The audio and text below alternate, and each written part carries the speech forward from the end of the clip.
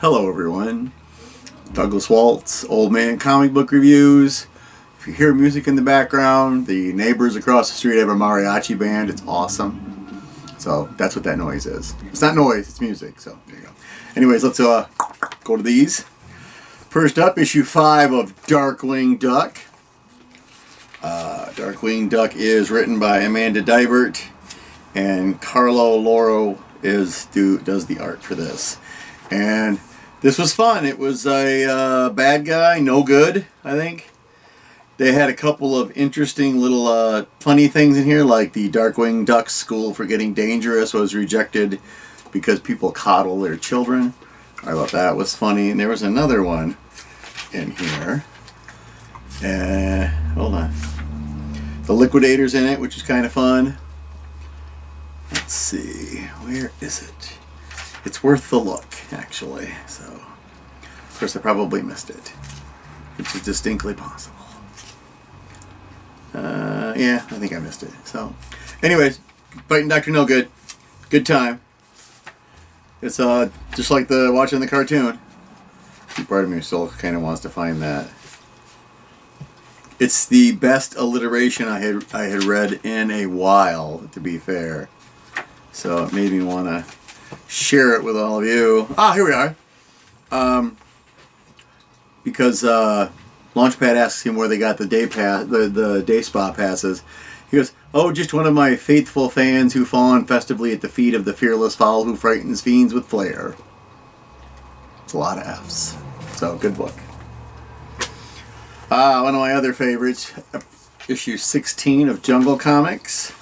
We got a new one called Adrift.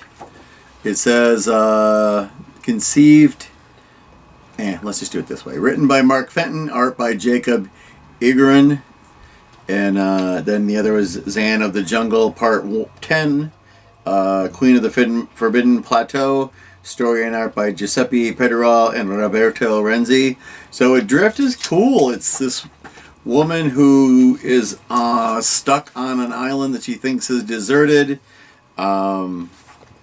And then come to find out it's not. I mean, we're not really sure exactly what's going on the island yet. There's some dubious things going on and things like that.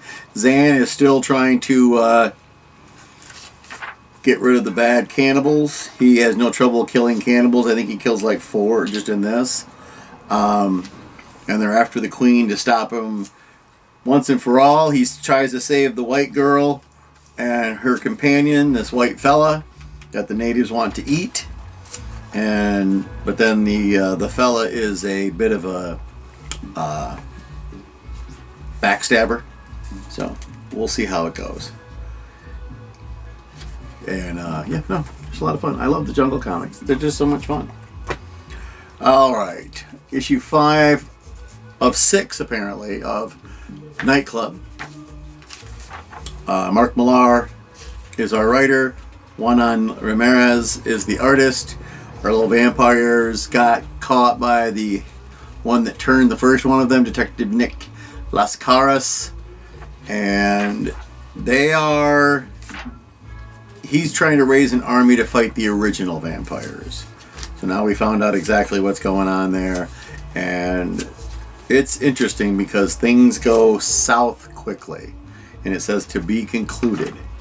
So you get one more. This is a great book. It's going to be a double-size issue. I'm interested to see what the price is, because for every other book in the world is $3.99. This has always been $1.99. So thanks, Mark Millar, for that one. 3 of 6 of the Unstoppable Doom Patrol. I've been told to take the numbering with a grain of salt with all the new rollouts. It's if they sell enough of them, they will keep going. So we have Dennis Culver writing it. Chris Burnham is our artist. The Doom Patrol is got a new fella named Starbro. So he has a Starro on his head. And come to find out, when the Starros took over, before the other time that they did it, his metagene basically does nothing but protects him from Starro. That's his superpower. So when it attacks him, it sticks to his face, and because it's trying to protect him, they've now become a new entity, which isn't part of the Starro consciousness. So he doesn't refer to himself as Starro. He is Star Bro. It's a melding of one of the little stars and a human being as a whole new entity. And the Green Lanterns think that it's a Starro, so they are chasing Doom Patrol. It's literally a car chase. And Larry, Negative Man, has a really great trick. He can make their rings not work the way they want them to, and he can disrupt their green energy, but only while he's Negative Man. So as we all know, that's 90 seconds. And they also had a switch which turned the car into a ghost. But they could only do that trick once. And little hint to Animal, Vegetable, Mineral Man. They said it plural, men, so we're not really sure what's going on there. And yeah, it's Doom Patrol. It's check your logical thoughts at the door because it's Doom Patrol. Don't try to make sense of it. It won't work. All right, last issue of Dead Boy Detectives. Heard they're making a TV show out of it. Should be cool. So let's see, where are my thingies? Oh no, still not there. Another page. Here we go. Oh, right. I forget every issue, too. My apologies if this is not pronounced properly. The writer's name is Pornsak Pichetchote. Or Pichetchote. Jeff Stokely are pencils.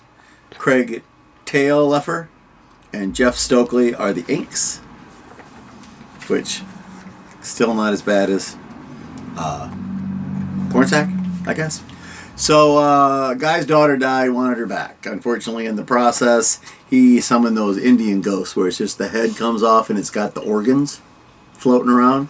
And our Dead Boy Detectives have been given an offer to make them both all right and not human. They'll still be dead.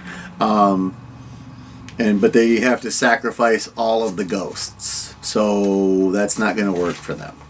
They have made friends with some of these Indian ghosts from India, and they want everything. So this witch says they'll try it. We're going to try a trick and see if it works. It works, of course. This is a page of art. There's a little bit of words down on the bottom that actually are part of it, but there's no art on here. It's a white page. I want to know if the guy who's the artist gets paid for this page. I know the writer does because there's words right there, but I want to know that. So then the little boy who hired them in the very first beginning got his magic card back from them. They gave him back his magic card and said they would figure out everything. I like the way he's trying to explain things to his mom, and since he's like 5, the words don't fit in the balloon. They run together like a 5-year-old would do it. So that was very creative. They left this open-ended and put some nudity at the last minute, I guess, because they figured maybe we needed that. It has something to do with somebody named Thessaly, and she'll be back again, but we want the Dead Boy Detectives back. I don't know who Thessaly is from anyone else, but this was fun. Good book. I saved the best for last. Unfortunately, it's the final of the 4-part arc of Kamen Rider 01. No, I will not sing the theme song right now. So, writer is Brandon Easton. Artist is Henry Prasetta. And they're fighting the big bad guy. I thought I had his name. What is it? Ragnarok. That's pretty easy to remember. So Izu and 01 are fighting them. Valkyrie and Vulcan show up saying that they're going to help. Even though they're not on a power level with Ragnarok. First time they ever see in this TV show, he has this, like an iPhone, and he can push a button and the giant satellite that powers 01 will drop a motorcycle for him.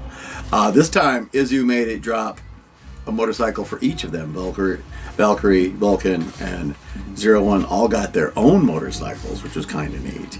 And, of course, they show us a new size, a new armor. I think it was the Breaking Mammoth progress key. So it gives him like a giant piece of external armor to work on. Breaking Mammoth is what they call it. His are all kind of based on some form of animal anyways. And at the end, he just calls Ragnarok's bluff, and they turn on a giant electromagnet thing to destroy Ragnarok.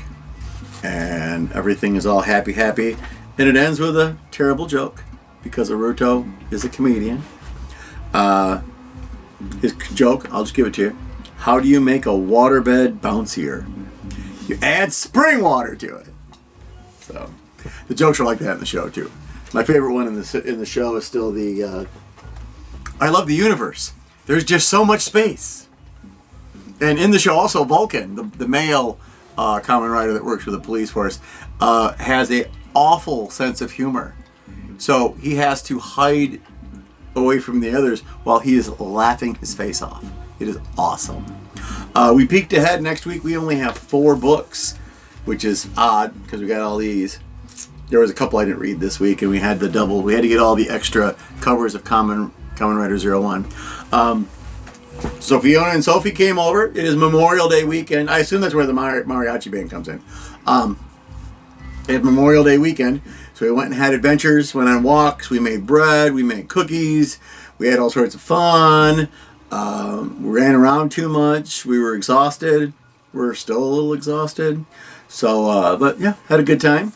And for the rest of you, I want you all to have a lovely, happy Memorial Day. Don't do anything stupid if you can avoid it. We're going to have a lot less of these next week. And I always remind you, you can read a comic book anywhere. You can go to the library and read them for free. You can go online and read them for free. We use Fanfare here in Kalamazoo. They give us the discount I always mention. $5 a year gets you 20% off all new books. That can come in handy when there's like a big book you want, like a big omnibus or something. They'll knock 20% off of that too. So otherwise, because comic books are still $3.99 a piece for the most part. Get a little pricey after a while, but you can always read them for free. Lots of places to do it. If you're not sure, check your internet. And I'll see you next week. Don't forget to go read a comic book.